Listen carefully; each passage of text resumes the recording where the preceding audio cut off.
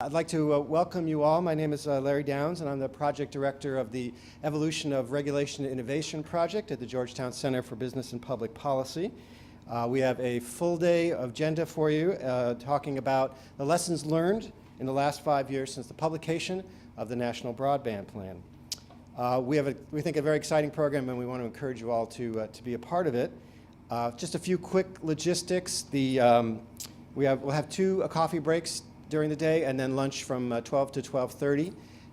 And the lunch will be out. We'll just have boxes, and you can take them downstairs one level. There's tables and sort of comfortable seating to form small groups, which we hope you'll do. We also are going to be live streaming today's event, and our hashtag is #GTownPolicy. The Wi-Fi password, for those of you here in the room, is GuestNet. This event has personal significance for me. When Congress tasked the FCC in 2009 with the development of the plan, I was frankly skeptical that the tight deadline and the ambitious goals could be met. But when I first saw the final report, here it is, despite its truly awful cover, this is my only real objection or complaint, I was an instant convert to it.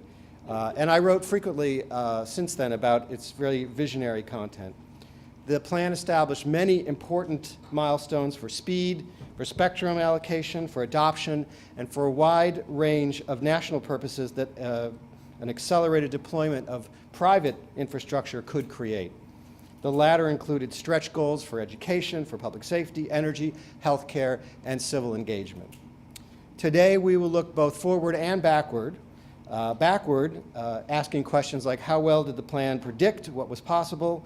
To the extent lawmakers and regulators took its advice, how well did the public partnerships it called for achieve the plan's ambitious goals? How well did it predict the applications that could prove irresistible to consumers, and which ones did it miss altogether? How successful was the plan in stimulating new infrastructure investment and new kinds of competition, particularly in high-speed technologies such as fiber, VDSL, cable, and satellite-based internet access services? Has Washington followed through on the plan's urgent calls for 300 megahertz of new spectrum for mobile broadband by 2015 and 500 megahertz by 2020? How has it helped to stimulate deployment of 4G LTE, and, coming soon, 5G wireless mobile broadband networks? And finally, how did it shape policies that encouraged adoption to help close the digital divide? When we look forward, we're going to ask what kinds of lessons should inform policymakers going forward for the next 5 years, particularly as the next White House begins its own transition plan and thinking about technology and innovation policy. What should we do more of, and what should we do differently? To answer these and many other questions, we have an all-star cast of presenters, commentators, and moderators from government, civil society, and industry. We have experts in the policies, economics, and technology of broadband who will together dissect the plan and report on its impact. Following this event, our plan is to produce a policy vignette that will summarize today's discussion, a document we hope will prove useful for those inside Washington and beyond as we think about the next 5 years and perhaps the next mobile national broadband plan. We've been fortunate from the outset in developing today's program to have had the essential and tireless engagement of Blair Levin of the Brookings Institution. At the FCC, Blair oversaw development of the plan. Oversaw is his word. I wanted to use a different word, but he wrote oversaw, so I'm going to say oversaw. And he has been, through GigU and other initiatives, really the principal champion of the plan since its publication. As he was in the plan's development itself, Blair's been a tireless collaborator in helping put together today's program. In a moment, I'll invite Blair up to give his unique perspective on today's agenda.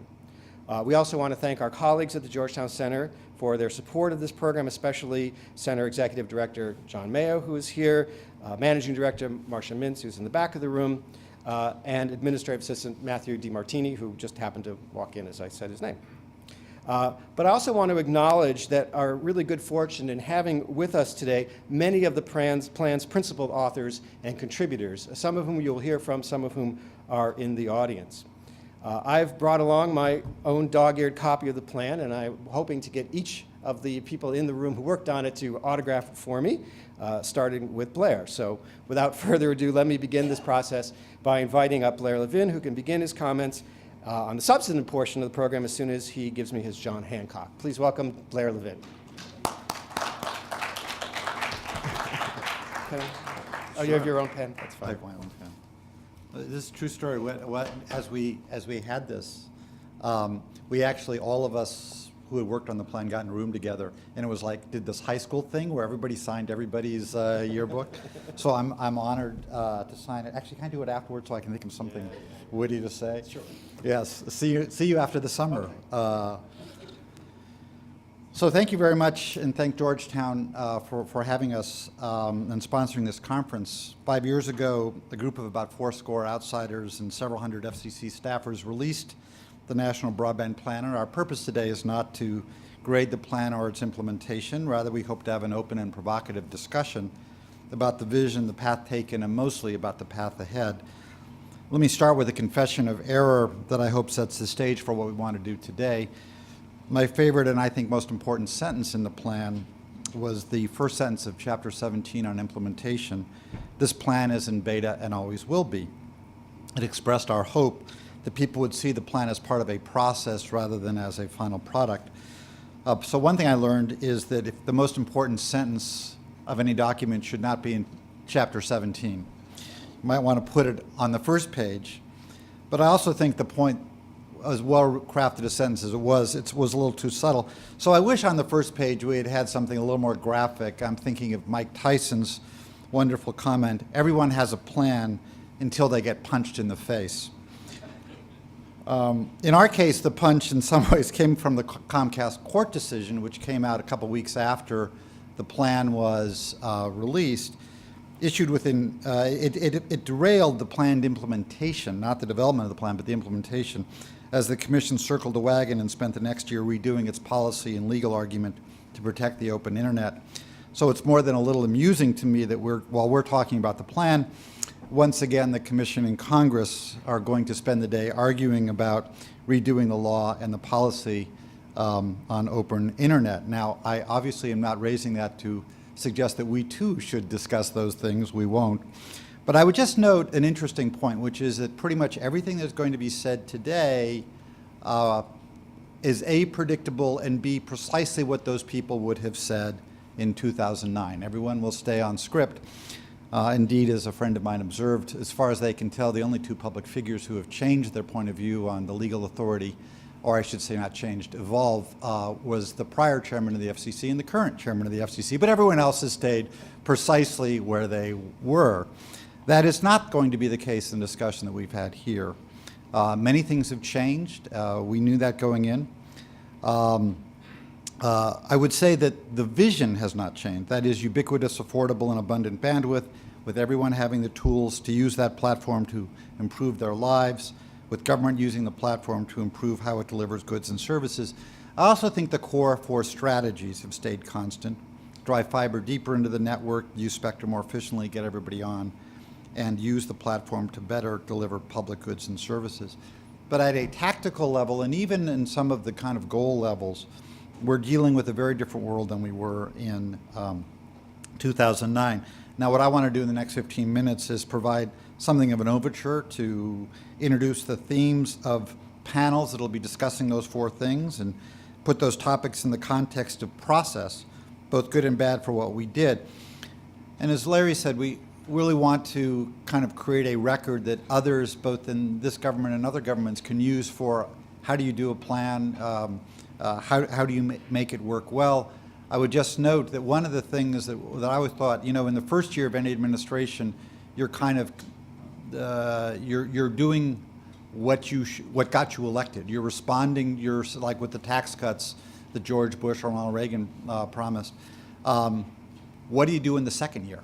Well, it's good to have some people working, developing both the ideas and the political capital for that second year. I want to start by pointing out what an anomaly the plan was. It was conceived in the Recovery Act, for which the criteria for inclusion was timely, targeted, and temporary. A plan, if good, is long-term, ongoing, and comprehensive, and it therefore meets none of those criteria. It's also something of an anomaly in government generally. Unlike business, it's very rare for a small group to get charged with evaluating strengths, weaknesses, opportunities, and threats related to a mission, and successfully build both a path and political capital for that mission. Outside of the Defense Department, which does this routinely, it almost never happens in government, which I think is a shame. I'm hopeful the next president will not need a Recovery Act, but on some issues, it would be very good to have a plan, including on some of the topics we covered. And as we'll see, there's been progress, problems, and paths still on travel. So turning that agenda with the first bucket, essentially next generation networks, we made a number of proposals, but it turned out perhaps that the most important was not the answers we gave, but the questions we asked. The question was, how do we drive private sector investment to create ubiquitous, affordable, abundant bandwidth? As a hypothesis, one might ask, how do we have at least two providers for whom the incremental cost of bits is zero, and thus, as a matter of market behavior, we can remove bandwidth as a constraint to innovation and growth? We proposed a number of ways that governments should remove barriers to deployment. Ideas, by the way, recently embraced by the President and the FCC chair. We called for a number of other actions to improve the economics of deployment. But even if all of those had been implemented on day one, I'm not sure it would have changed the actual market. We were still missing a critical piece to change the employment math. Fortunately, we had some fruitful discussions with Google, and it provided that piece. Its Google Fiber project has done two critical things our proposed policies could not. First, it gave cities incentives to reconsider their own policies that discourage investment. And second, it created a disruptive element in the market that caused a number of incumbent providers to move from a strategy of harvesting to one of investment, creating what we might think of as a game of gigs, in which a number of providers are now working on deploying networks we had only dreamed of when writing the plan.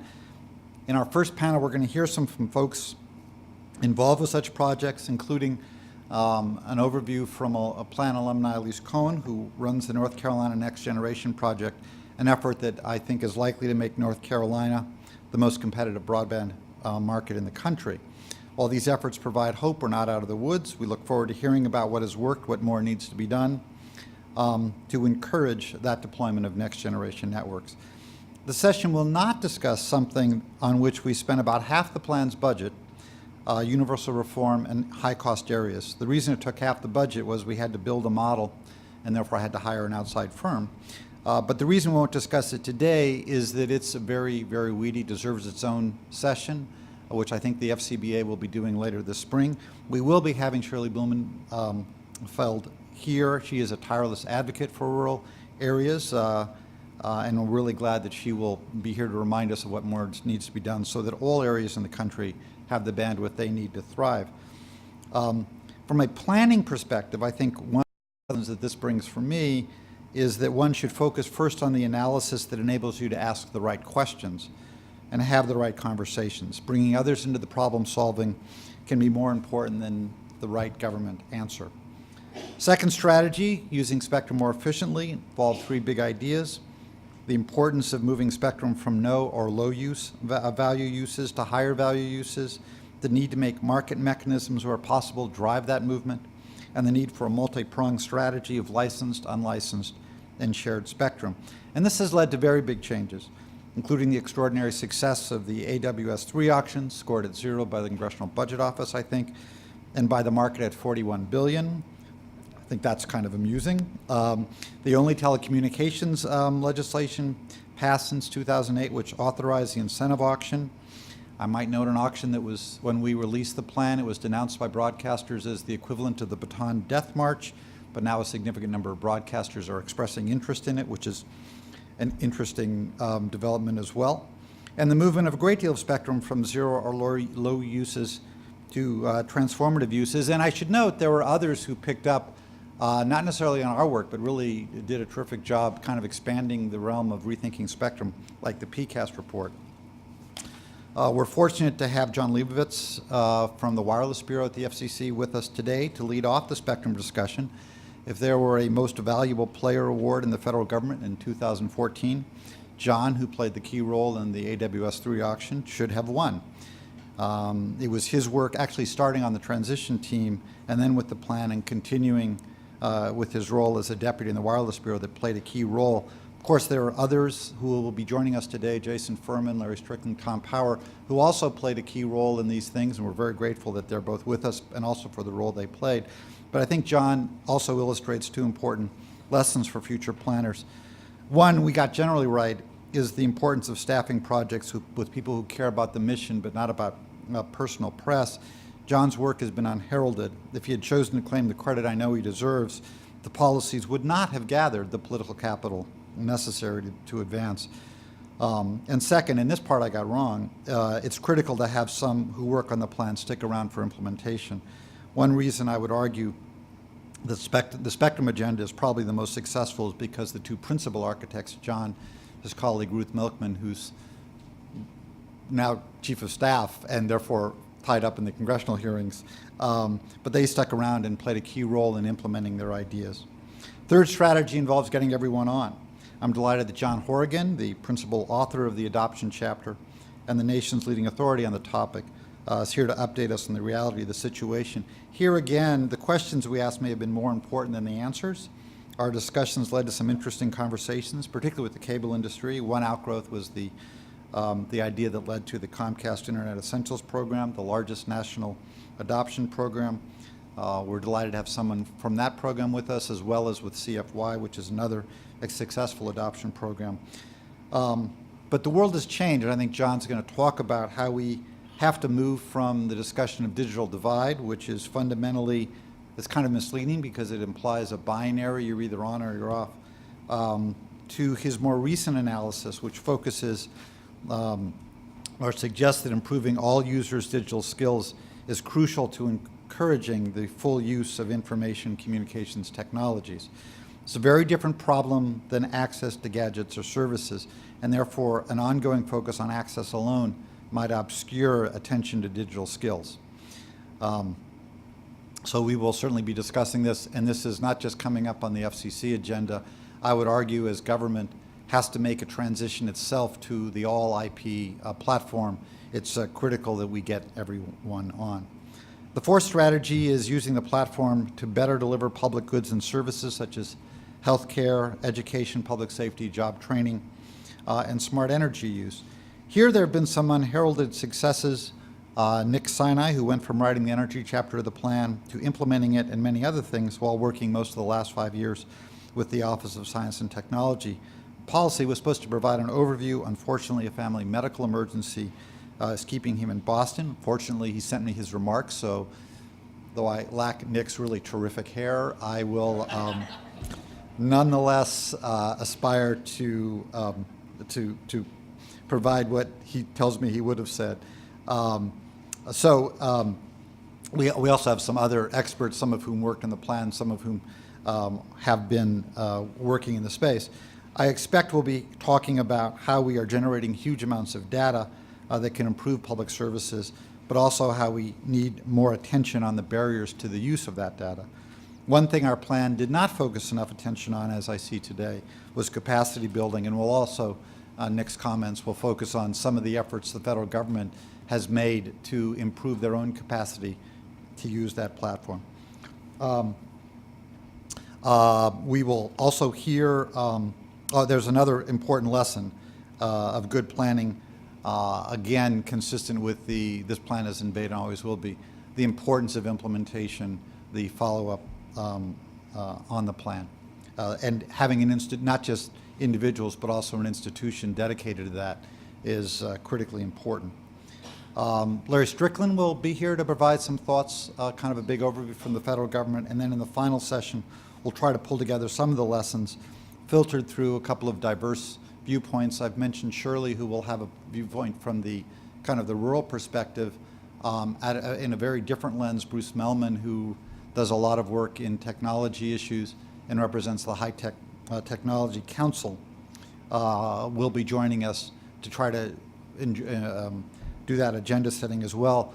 Larry, who introduced me, will also be on that panel drawing on lessons that he drew from his book on Big Bang Disruption, is an expert on technology disruption and how it affects markets.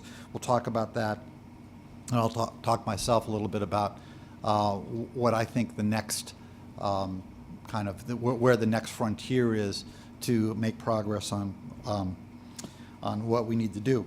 Let me close with probably my favorite quote about plans, even more than Mike Tyson's wonderful comment, which is an old Talmudic line about man plans, God laughs. Certainly that has been true in my own life. I suspect all of us have examples we could point to in which we thought something was going to happen and then fate intervened. But I think that to build a successful plan, a team has to keep contradictory thoughts in mind.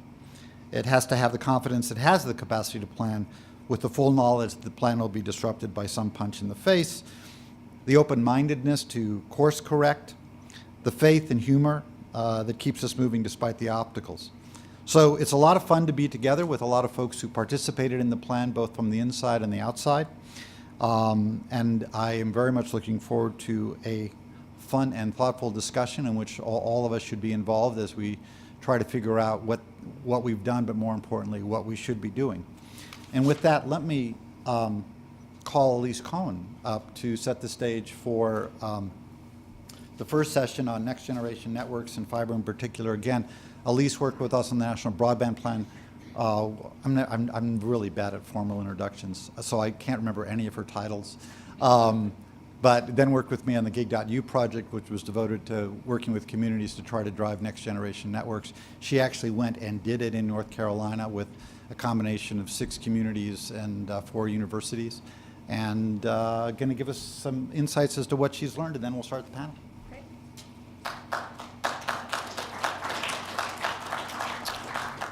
Thanks. And Blair's very optimistic. I am in North Carolina now, but it's good to be back in DC. And those who know me well know that I come back to town frequently, particularly during football season.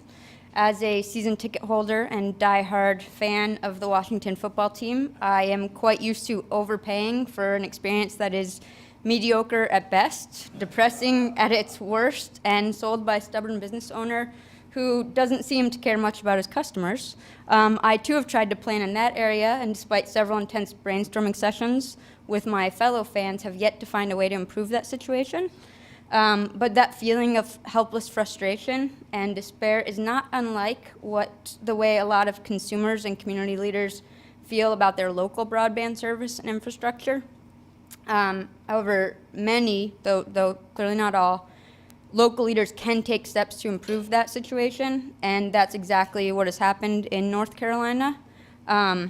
Before I describe what we've done there and how we've gone about that in the research triangle and the triad, I'd like to share my perspective on the main topic for this panel, which is what the role of fiber is. In my experience, most local leaders don't actually care about fiber per se. They care about economic development, jobs, education, public safety, digital inclusion and equity, and the budget and revenue to support all of those efforts. Broadband service is a means to an end, and broadband networks are the enabling infrastructure. As with other types of infrastructure, I think local leaders are focused on broadband networks that are high quality, long-lasting, and to the extent possible, future-proof, though that's a hard quality to capture. Widely available both in terms of geography and capacity, and low cost, at least as it relates to costs borne by the city and the end users. That said, fiber networks, as we know, are not necessarily costless, and even if the cities are not constructing those and bearing the capital costs, governments and third parties can help lower the deployment costs to improve the economics associated with deployment. And that brings me back to the North Carolina experience.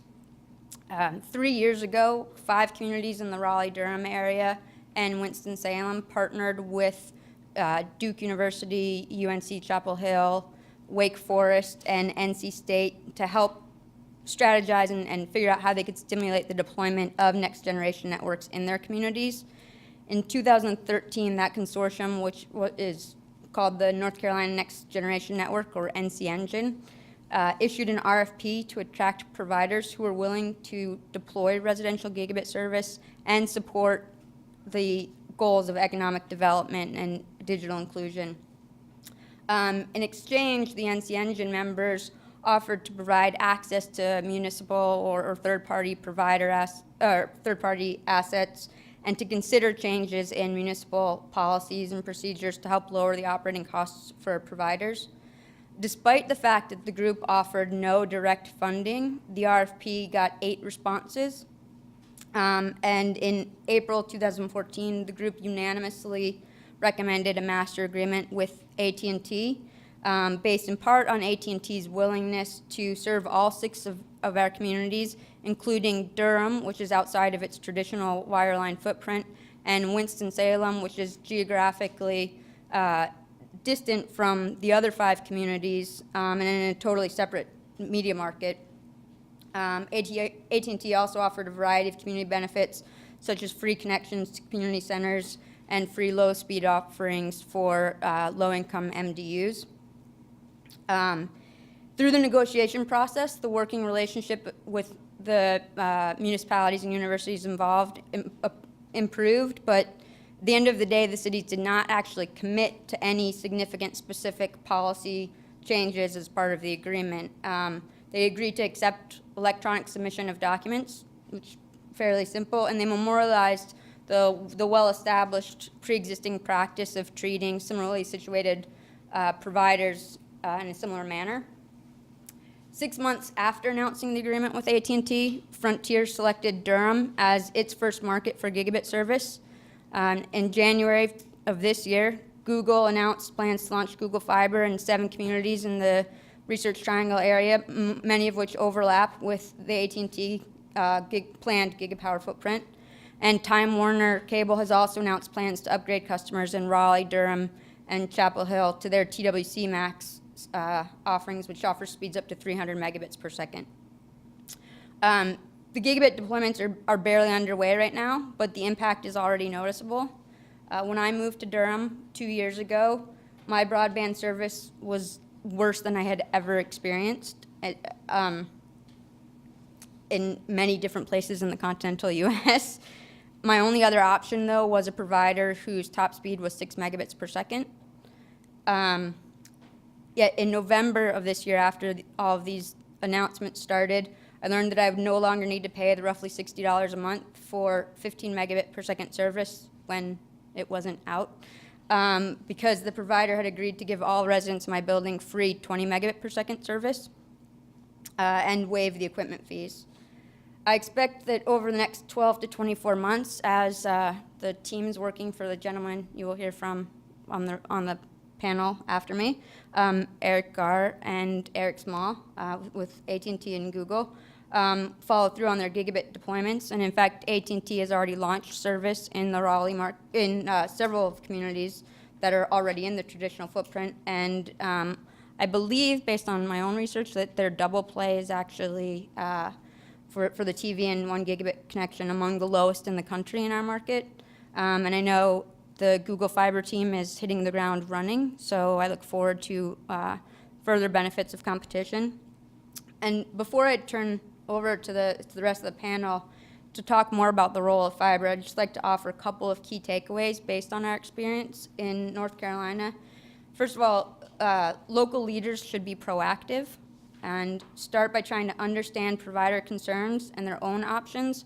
The tactics for most communities will be different than those that were successful in North Carolina. In fact, I don't think any market could succeed exactly the same way that we did. But leaders can influence the fiber deployments. Competition, where the market can support it, is essential, and that should be a key goal. And finally, focus on high quality infrastructure that is suitable for the community priorities. Not everybody is going to have the same, not every community will have the same priorities, but focus on those priorities and figure out the infrastructure needs to meet those. And with that, Blair, I'll turn it back over to you. Great. Can I get the panelists?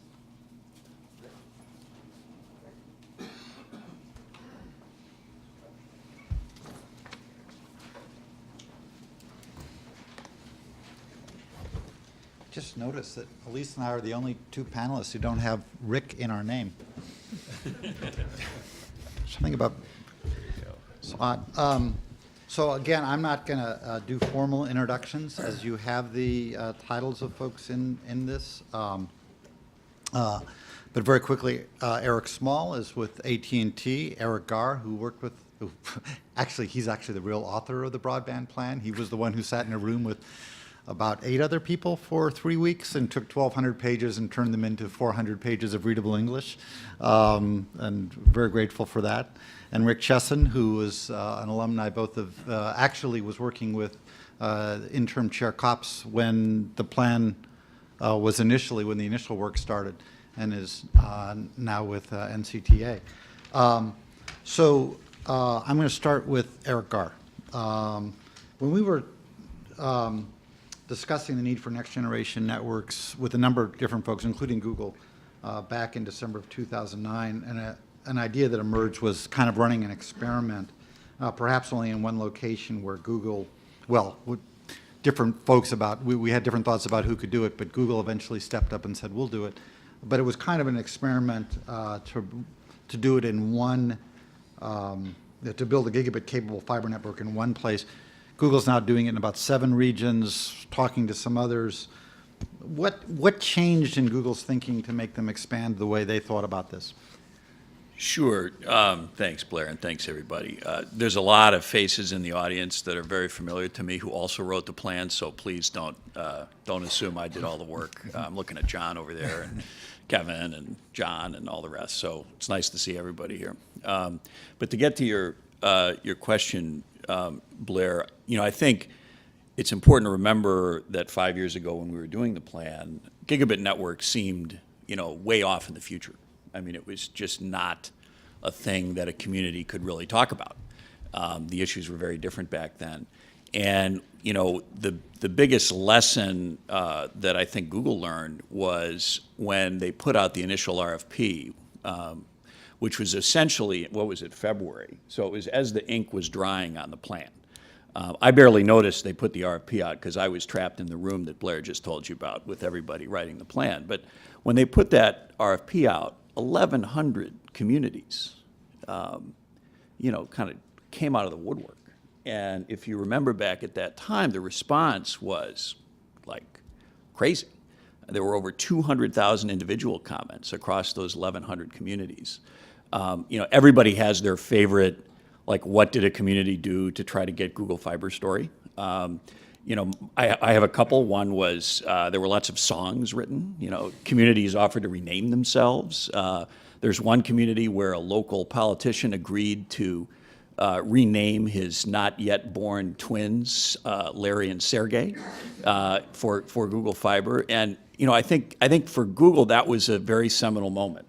It was the moment in time, I think, the company, and I was not there at the time, but as I spent time with my new colleagues, that's when they sort of said, well, wait a minute, this is, if we're wondering whether gigabit speeds are important, we only need pay attention to the response, and that it was widespread and substantial.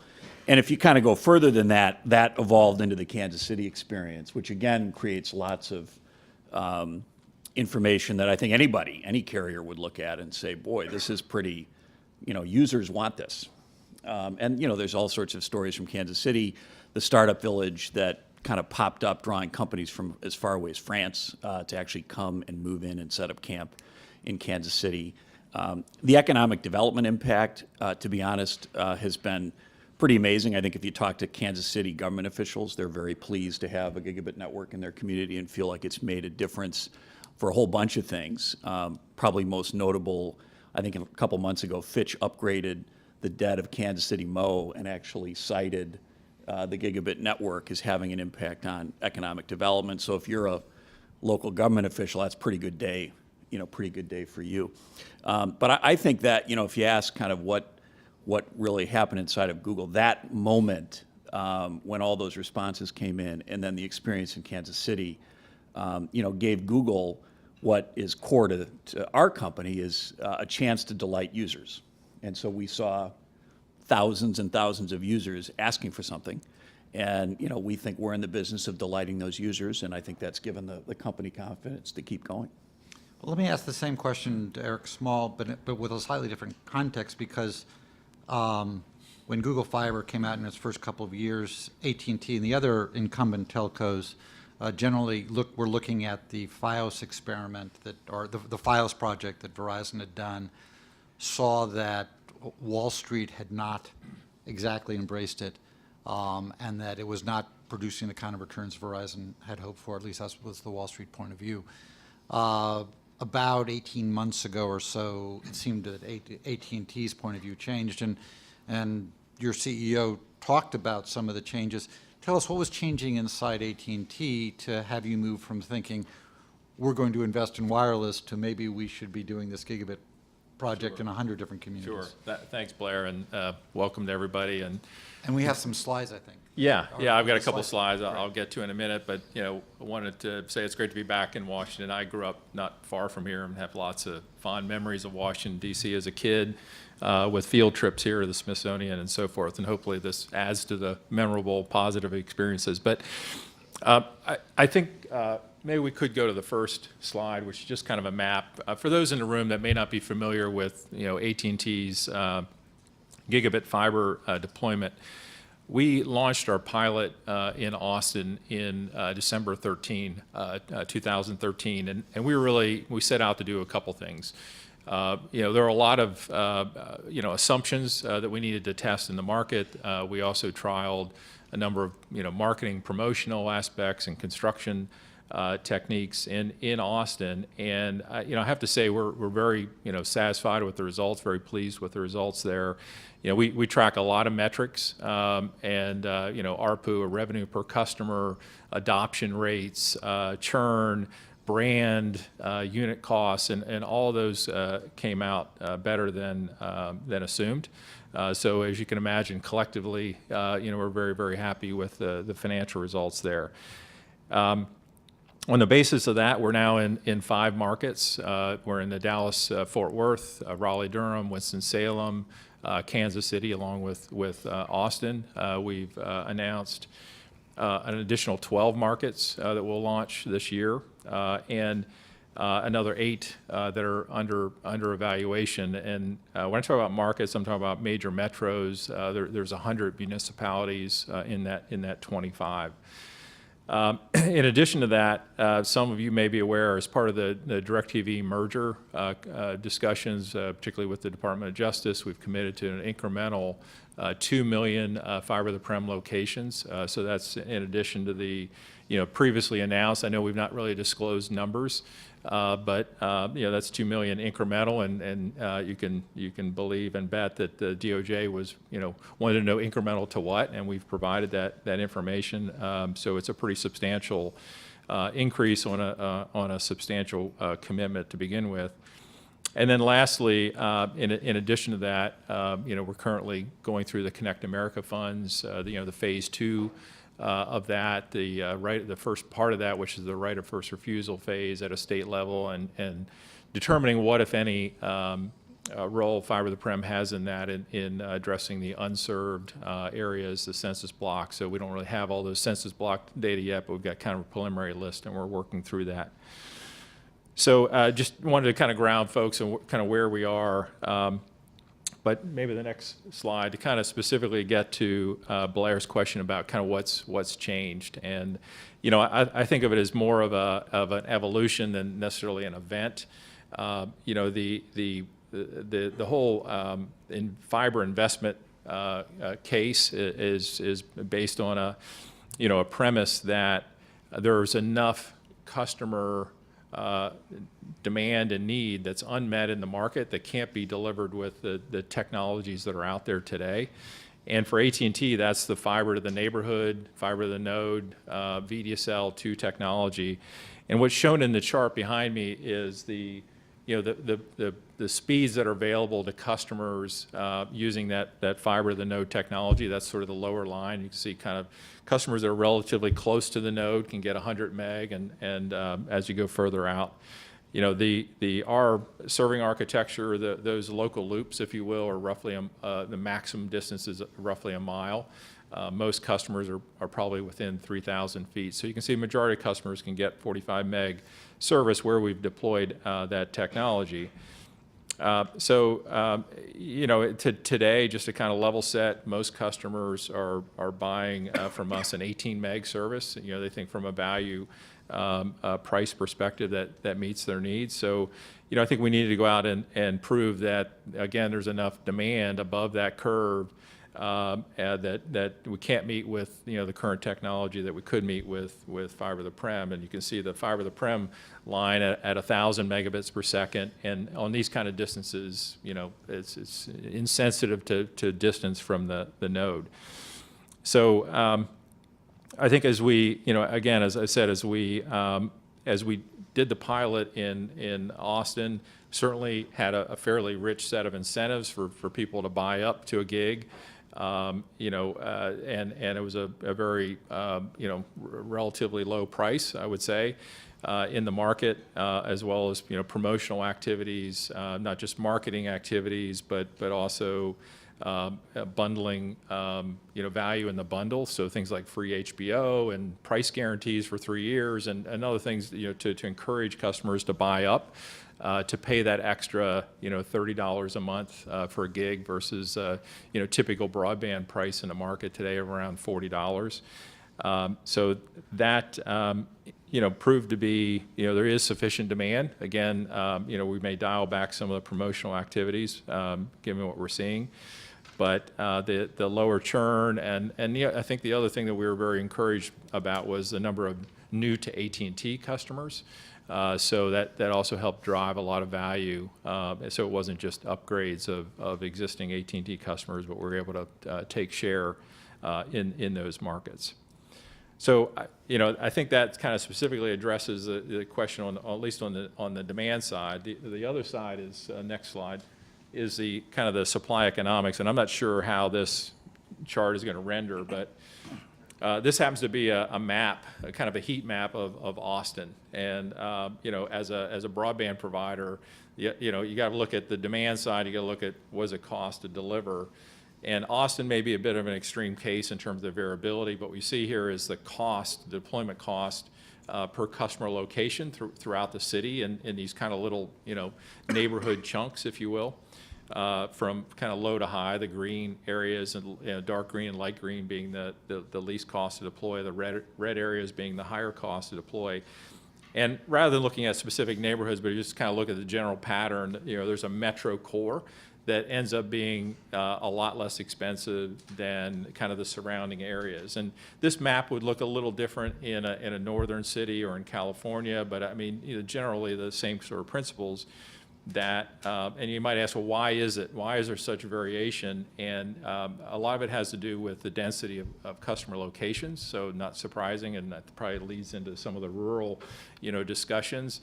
It has to do with actual fiber placing costs, whether it's aerial buried, and what's the ground condition. And in Austin, it's rock, it's limestone. There's about an inch of topsoil, and then it's rock, so it's really expensive. So the costs increase pretty dramatically as lot sizes increase. So if you think $10 at $50, a $50 front 50-foot wide lot is $500. $10 a foot at 200 wide lots is $2,000. So you get a sense of how quickly cost increases, customer density goes down.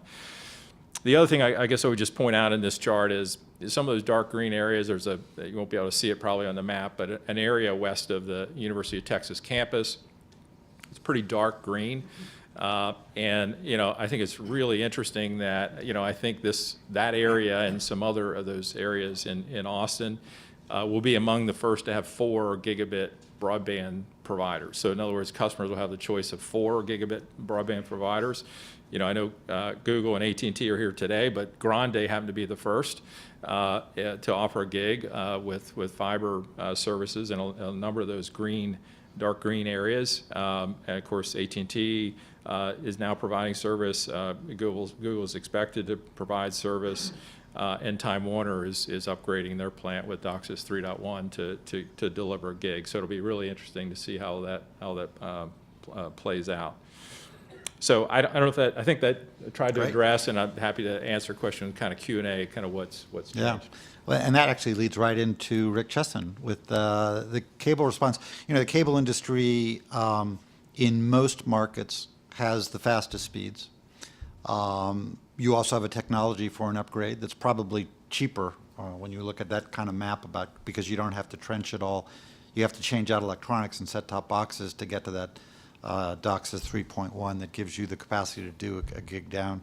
But I want to give you a chance to both respond to what was said, tell us how's the cable industry looking at these developments, but also give you a chance to, you just recently filed something at the FCC talking about deployment issues. Let's put aside criticisms of certain FCC decisions in the last couple of months, shall we say. Let's not focus on those things, but really focus on the positive agenda forward. What do you think is necessary to accelerate the deployment of these next generation networks from your perspective? All right, well, thank you, Blair. Thank you for having me, and congratulations on the 5th anniversary, and congratulations to everybody in the room who had a hand in it. The thing I was struck by so far by the first 3 presentations is the robust level of competition that we have out there, and I think that's going to be driving this forward. Those who say that, you know, broadband is a natural monopoly, or, you know, cable is so far out in front that, you know, it's essentially won the race, I would recommend that they watch the first 3 presentations, and they'll see what kind of competition we have out there, and that's going to drive the networks and drive deployment, and we welcome it, and you know, we hope that we can continue to serve our customers, and we're continuing to deploy, as you mentioned, 3.1. DOCSIS 3.1 actually lets you get beyond a gig up to multiple gig networks. DOCSIS 3.0, which is being deployed right now, does let you get to a gig. You know, the amount of fiber has been deployed, 400,000 miles of fiber by cable. Fiber coax, it's fiber deeper and deeper into the network.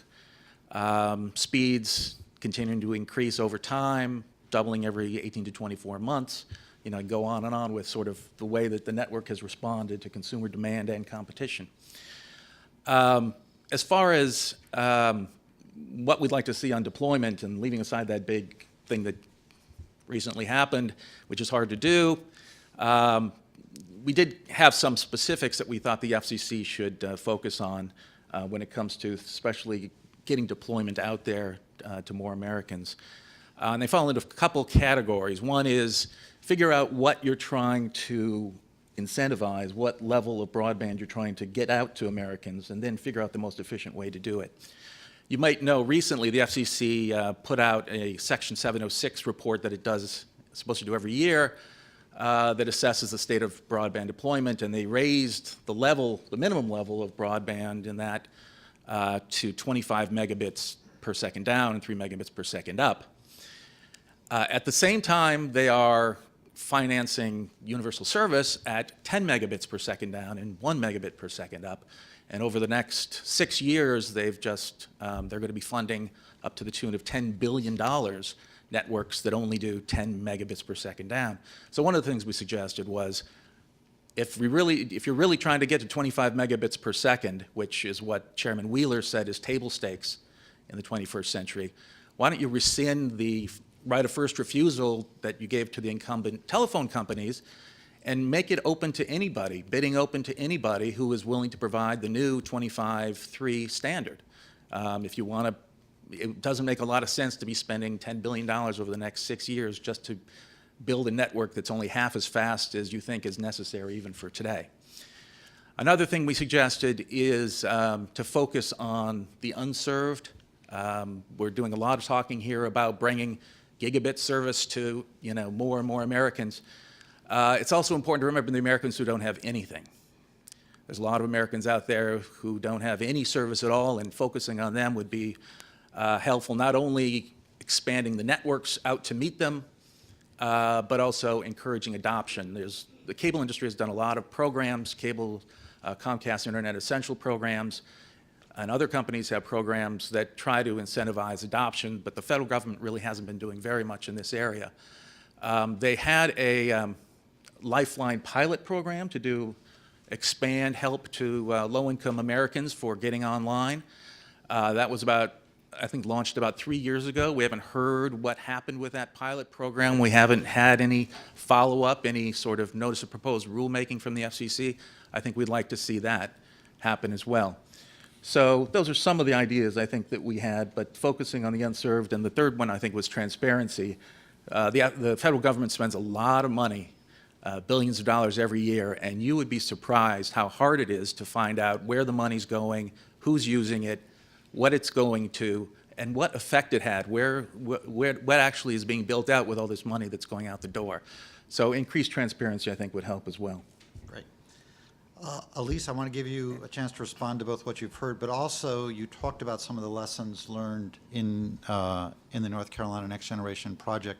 What about, tell us about some of the surprises, things that you were expecting and it changed, again, with the notion of, as we think forward, what can your experience, how can your experience inform us? Sure. Just to start by responding, I do want to note that in listening to the first three presentations, I want to make sure that Rick kind of also heard the first part of my presentation, and when I talked about the experience in Durham prior to this effort and the inadequate experience for broadband customers, even today, because neither of these companies are yet deployed, and even the service that I have that is supposedly 20 megabits per second, I still have a lot of videos that are buffering on that connection. So, I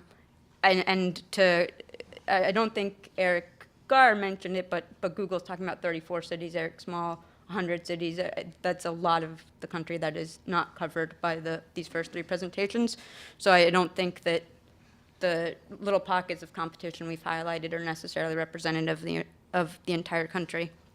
In terms of surprises, I think I have to give Erik Small in particular credit, even more than AT&T as a whole. I think we were pleasantly surprised with how engaged they were throughout the process and have worked with us. And I think looking at all the providers actually in the community, it's kind of fun. The two here, Google and AT&T are mammoth corporations, and I think that a lot of people assume they have it all figured out. And I would say they're both learning, and it's kind of fun to watch that process and see them figuring out different parts of how to roll this service out and make it effective. And I think they are pushing each other, and other providers are doing the same in the way that they approach their customers and the communities. And who knows where it's going to end up, but that is good to see. It's not just competition on the service offering per se, it's in how they are engaging, and that's been pleasantly surprising. Great. I'm going to ask a couple questions of all the panels, but I want to encourage the audience, if you have questions, just raise your hand and I'll call on you. But first, let me ask this question really for all the panelists. One of the things we called for in the plan, actually Section 6.2, was for federal government entities to consider their own impact on deployment of next generation networks and to rethink their policies, much like the cities, to encourage the deployment, to see kind of where they may be creating some barriers. And this can be the Department of Transportation, it could be Office of Veterans Affairs. There's a number of different ways in which different federal agencies have that often negative impact. The president, in a speech in January in Cedar Falls, Iowa, said that he was going to create a council. That announcement should be forthcoming any time. Let us assume the president were to call each of you up, and I'm going to start with Rick and then kind of just come down, and said, I want you to make a presentation to the council. What are things that federal government agencies, this is very different than FCC policy, but are there things that government agencies can do that can encourage you to deploy next generation networks? Can we go back to Title II?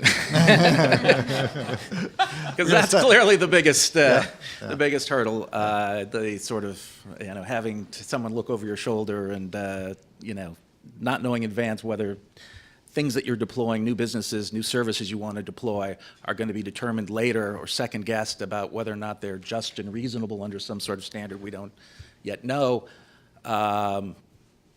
definitely puts a pall on things. But in addition to that, I would point to things like spectrum. I think that and the president has put this out, but I would even put it out again, that the government not only controls a lot of spectrum, but also has rules in place that inhibit the sharing of spectrum. And spectrum is a resource that we don't have a lot of greenfield spectrum left out there, and that so much of broadband now is provided over mobile, especially over Wi-Fi. And Wi-Fi is something that can share with many technologies out there, many existing incumbents. And so I would start by trying to make sure that government users of spectrum and government rules regarding spectrum were as friendly as possible to sharing. And I think that that would get a lot more spectrum out there for Wi-Fi and other broadband technologies. Yeah, let me just mention, of course, John will be talking about that a little bit later. And certainly one of the developments that is very different than the world we were looking at in 2009 is how wired facilities through Wi-Fi actually create more robust spectrum-based networks. That is to say, that small cell technology is something we had an inkling of and talked about a bit, but it's much more robust now. And therefore, I assume what you're saying is that if there's spectrum that you can build off of that fiber for, that improves the economics. Yeah.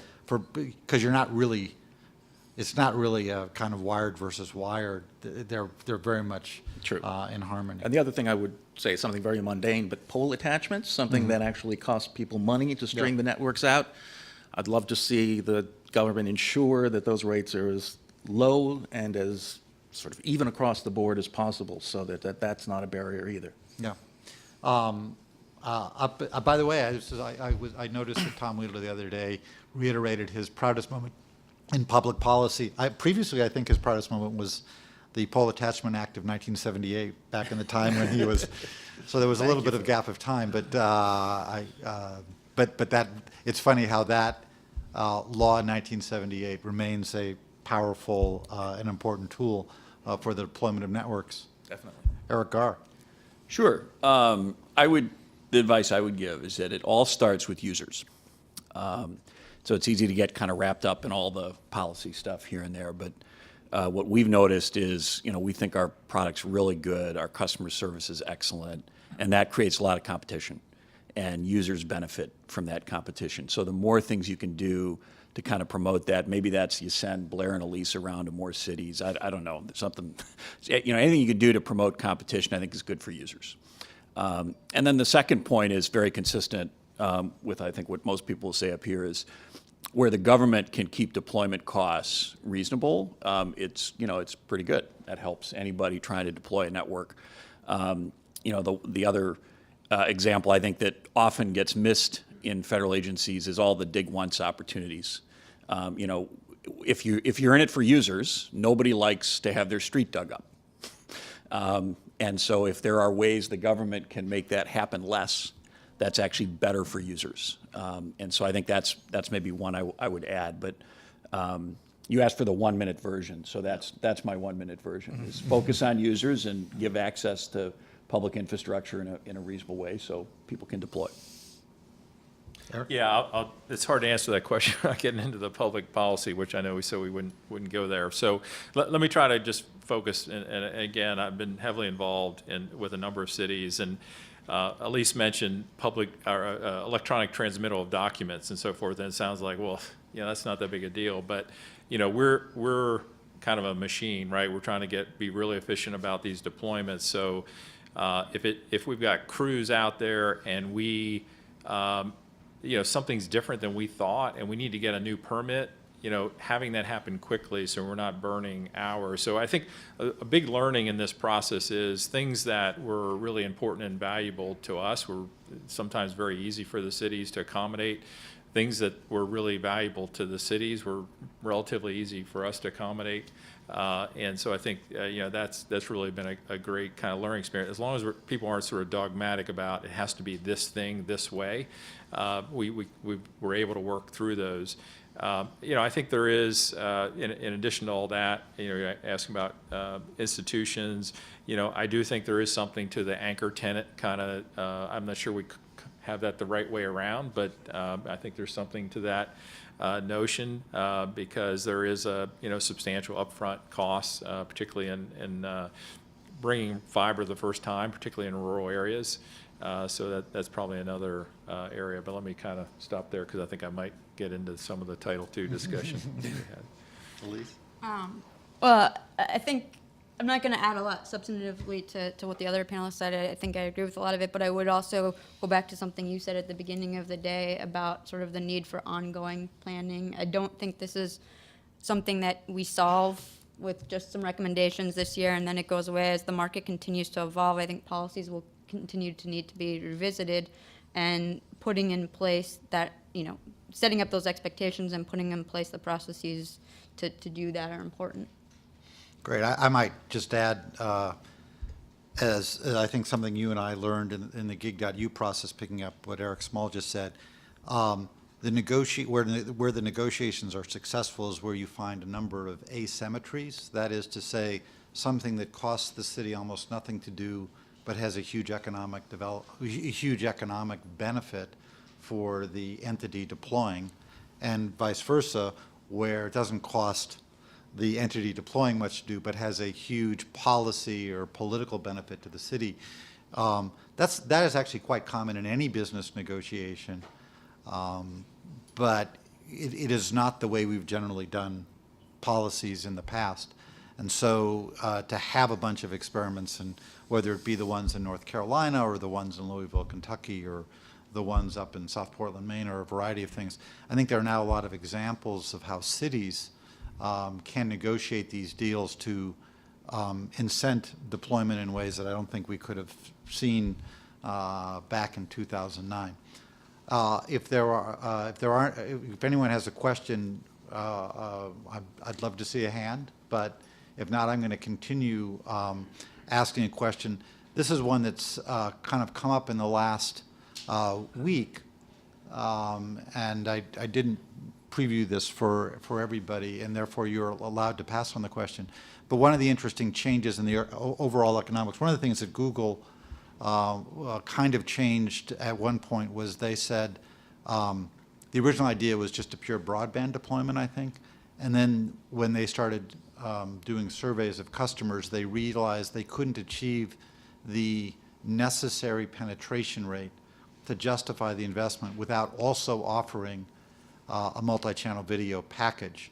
Now, there are pros and cons of doing that, but if you have to do it, you have to do it, and that means you also have to get into the business of negotiating programming agreements, which is not something that Google has any particular expertise or particular strength in, et cetera.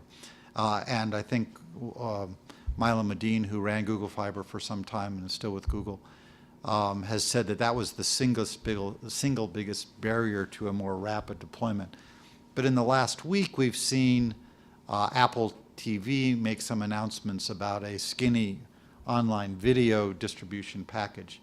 Of course, we have been talking about this for several years, and one can look to Netflix and Hulu and Amazon Prime, as well as HBO going to I think they call it HBO Now, which is a version of HBO Go, but you don't have to buy it through the cable package.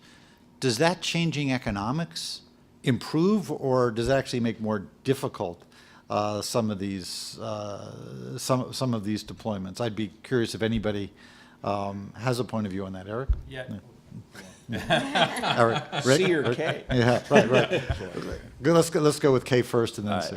Yeah, so I don't know what the economics are for Apple, so I don't have any point of view on it. I also haven't used the product. But what I can tell you from our standpoint is it all starts with users. And from our experience, we see lots of different users like to consume video content lots of different ways.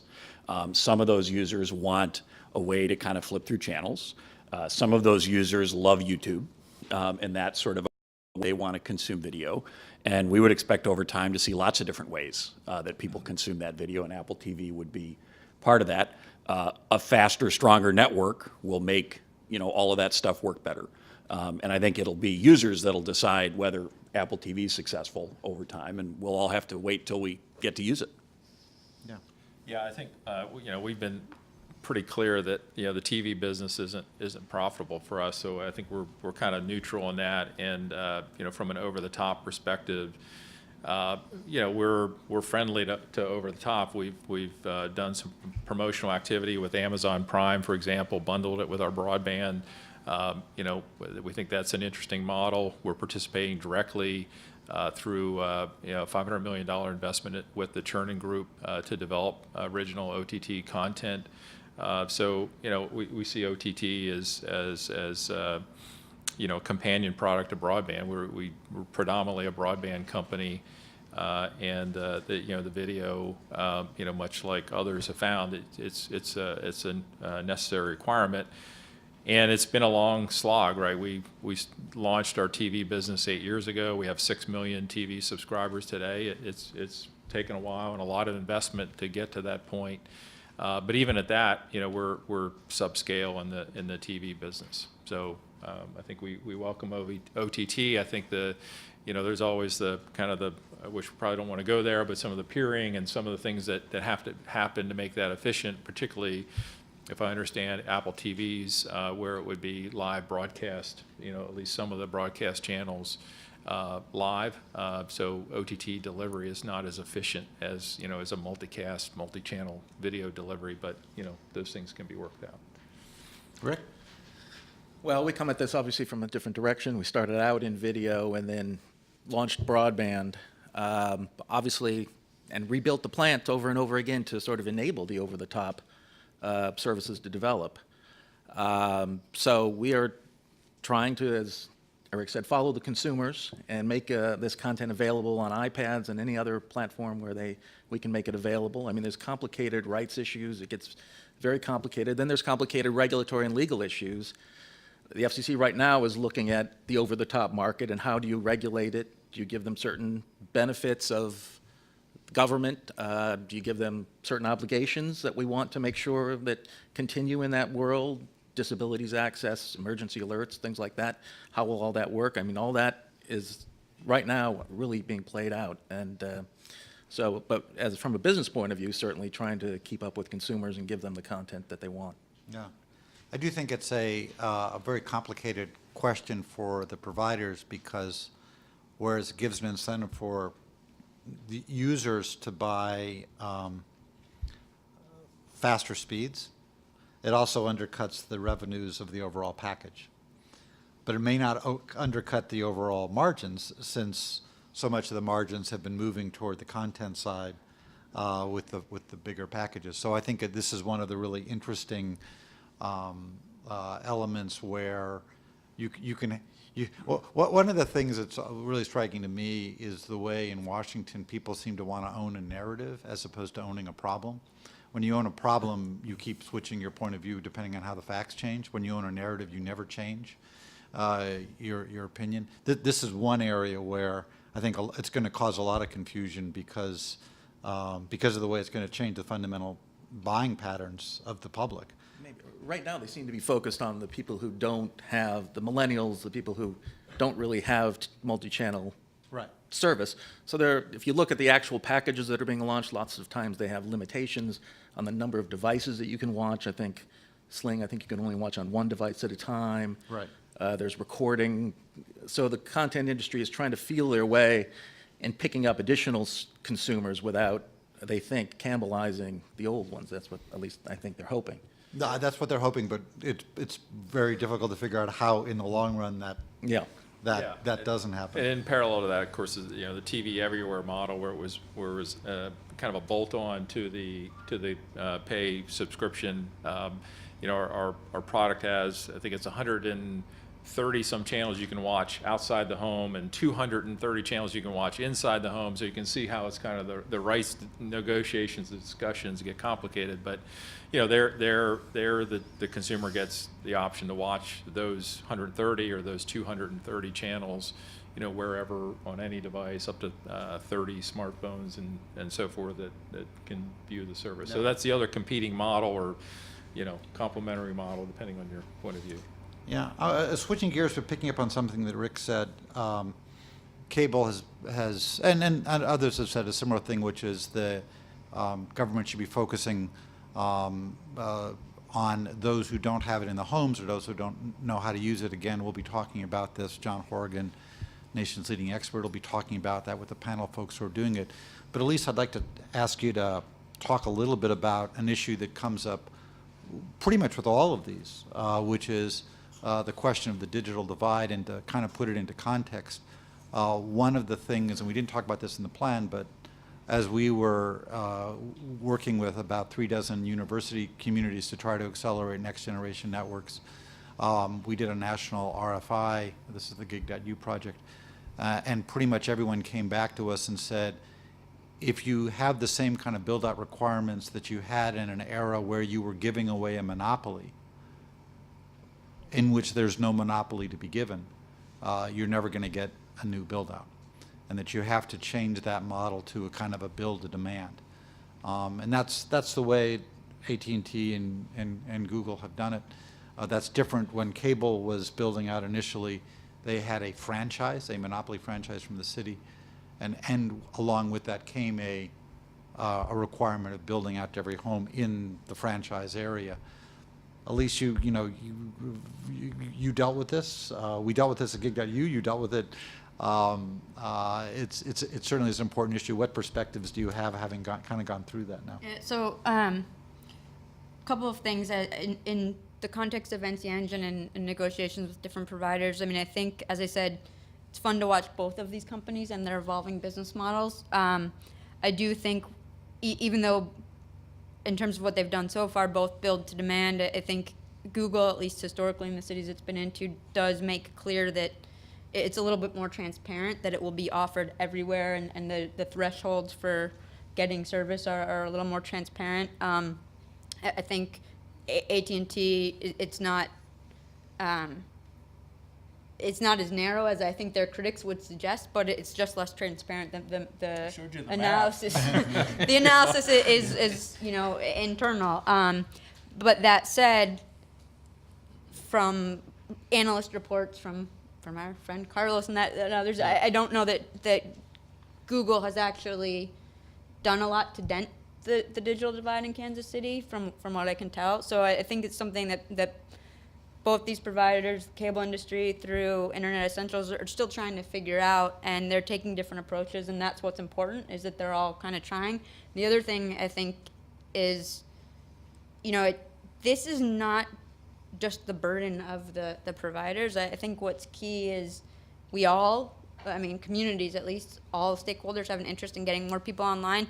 The providers obviously benefit from potential revenue opportunities, but it's important, they are profit-making entities. There are other profit-making entities, whether it's hardware companies or content providers that also have a role. There's nonprofits, and, if you leave it up to the providers to solve digital inclusion, it's not going to happen, because they're not actually well-positioned on their own to solve that problem.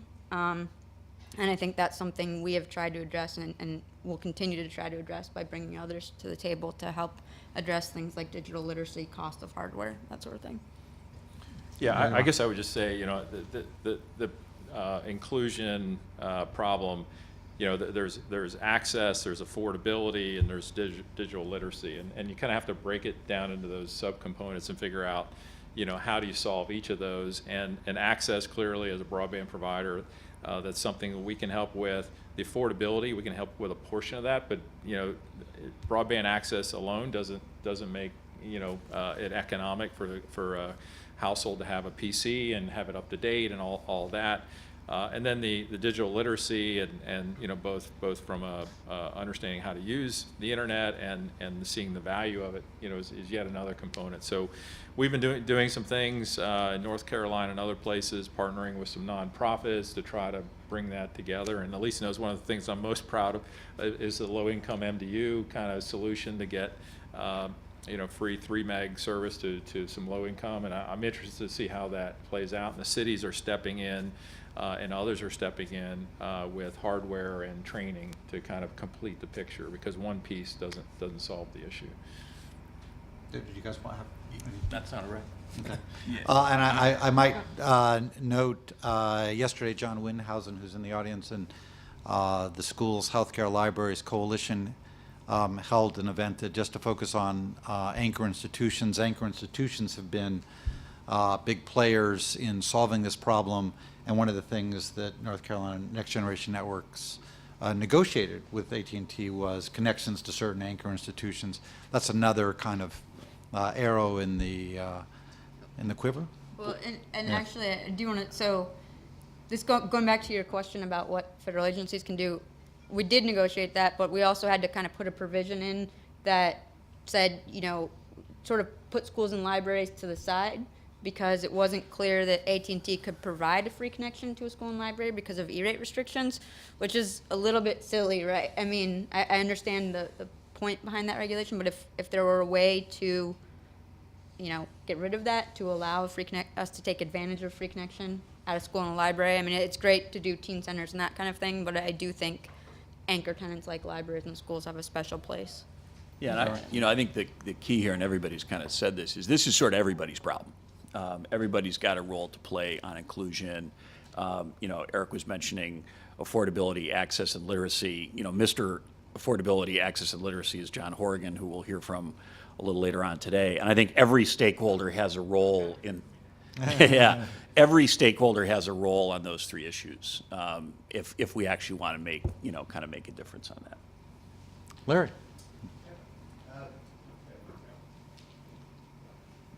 I just have a quick question for Erik Small and one for Rick Chessen. So, Erik, if I read your slide right, you mentioned that the UT campus area was a relatively low-cost install, and I assume that's because there was some ability to reuse existing infrastructure, maybe existing trench or existing conduit. And I just wanted to clarify what made that a low-cost area. And then I'll just ask both questions. And then Rick, when you were talking about what you needed from government, you mentioned transparency, and I wasn't clear the billions spent you're talking about. Is that universal service, or is that some other billions that you think we would want to see more transparency on? Thanks. Yeah, so just to clarify, it wasn't actually the UT campus per se, and in fact, I think that might have been sort of a grayed out or kind of clear area, but it was an area west of there. And yeah, pretty straightforward. Those are like 60-foot front, width lots. So it's very dense, and it's on poles and very dense. I mean, the density is really what drives it. It's a close in town kind of area, so very small lots. And I was speaking mainly of the Universal Service Fund, but also of the Rural Utility Service. I think either one of those not very transparent about where the money's going and exactly what's being built out with it. I think John Windhausen, you had a question? Yeah.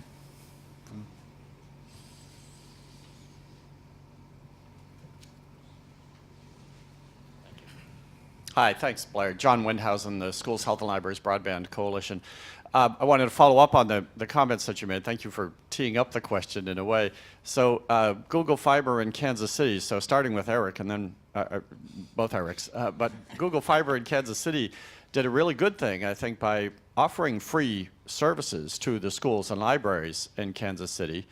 But I understand that may not be the case in the future Google Fiber cities, and I wonder if you could talk about what your plans are for providing free connections to the anchor institutions in your future cities, and also for Erik Small and the AT&T markets where you're entering. Have you considered sort of copying the Google model in Kansas City and offering that same kind of free service to the anchor institutions in your markets? John, thanks for the question. Nice to see you. I think from a Google standpoint, we haven't made a decision yet. I can tell from my market, which is Raleigh, Durham. I think the thing to remember about us is we've got a lot to build. So we're the new entrant in all these markets and have, our construction problem is pretty big. So it's not a question of do we want to do things, it's sort of when can we do things and what's the timing and the sequence and all that. But I have no no announcements to make or anything like that. We were happy to do it in Kansas City, and we're certainly looking at everything as we look at these other cities. Yeah, so, and I think Elise mentioned, and we, maybe just to kind of back up, as Elise said, we're trying different things in different markets, and we have done that. The anchor community centers or offer a community broadband service under a set of conditions that kind of work for both parties, where if we're building in that area, in that market area, if you will, and the city or someone pays the network connection costs, we'll connect up to 100 community centers. So that's in addition to the, up to 10 MDU properties and, 3,000, up to 3,000 units of low-income MDU. So in that case, it's internet only. It doesn't include telephone service or television service. So I don't want to say it's, just kind of like totally free, but we have done that in North Carolina. I think we've turned up the first couple, and I think by the end of April we expect to have 9 or 10 of those turned up, and so we'll see. I mean, I think we like what we've seen so far, and again, but it comes together with, is there, the first one we turned up was in Winston-Salem, where there was a after-school program for kids, and there was a computer lab. So it just made a tremendous amount of sense in that case. But we're still learning and seeing how that works. But so far, we're pretty happy with what we're seeing there. Great. I think we have time for one question right behind John. I'm sorry.